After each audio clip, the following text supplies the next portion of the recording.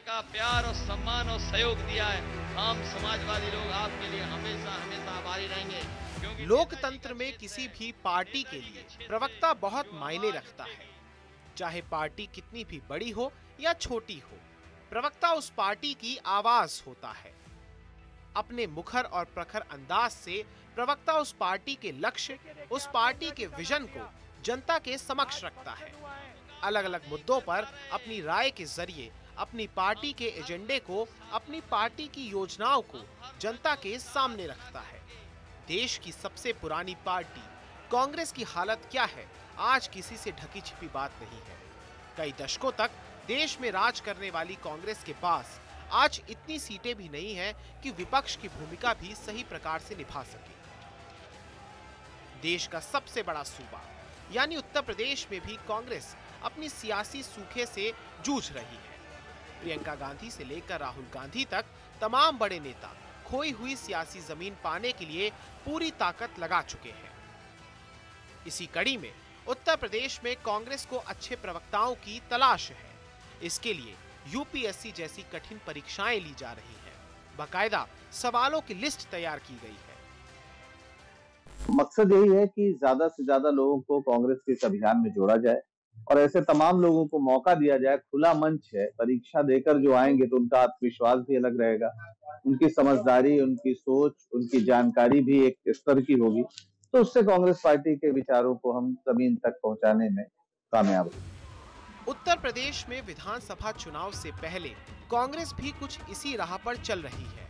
प्रवक्ता के चुनाव के लिए कांग्रेस यूपीएससी यानी संघ लोक सेवा आयोग की परीक्षा के तर्ज पर एग्जाम करा रही है। यूपीएससी परीक्षा का स्तर यूं समझिए कि इसी इम्तिहान से भारतीय प्रशासनिक सेवा, भारतीय पुलिस सेवा और भारतीय विदेश सेवा समेत ऊंचे ओहदे के लिए तमाम अफसर चुने जाते हैं। कांग्रेस अब प्रवक्ता के चुनाव के लिए उसी स्तर की परीक्षा ले रही है। जिले में हमारे प्रवक्ता नहीं थे, और अगर थे तो अधिकृत नहीं थे।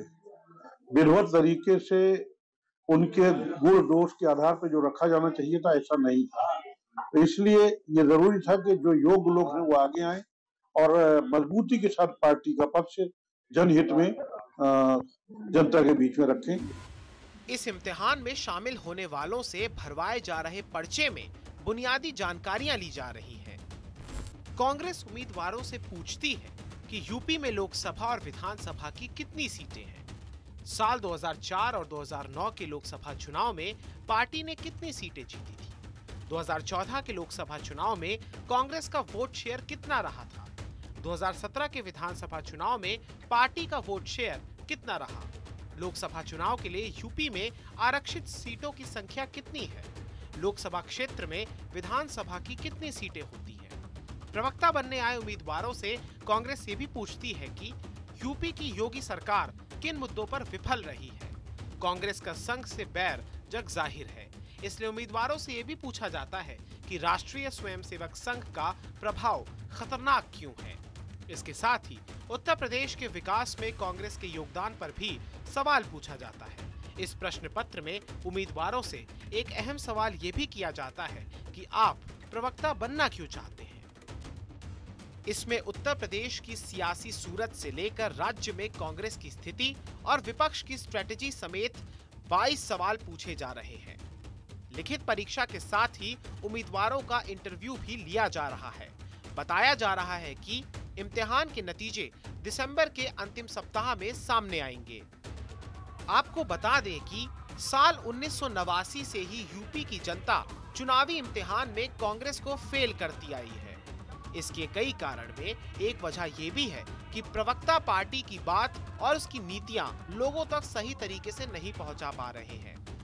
2022 के चुनाव से पहले कांग्रेस अपनी इसी कमी को दूर कर लेना चाहती है। वैसे कांग्रेस इस तरह की परीक्षा कोई पहली बार नहीं ले रही है। जून 2018 में भी पार्टी ने यूपी में प्रवक्ताओं के चुनाव के लिए इसी तरह की परीक्षा ली थी। यूपी में सत्ता से दूर कांग्रेस अपनी खोई हुई जमीन को पाने के लिए एड़ी चोटी का जोर लगा रही है। सत्ता वाले संयोग के लिए प्रवक्ता चुनने के लिए परीक्षा का महाप्रयोग भी इसी का हिस्सा है। तथ्य बोलो, आत्मविश्वास से बोलो और ऐसे बोलो कि सुनने वाला आपका मुरीद हो जाए।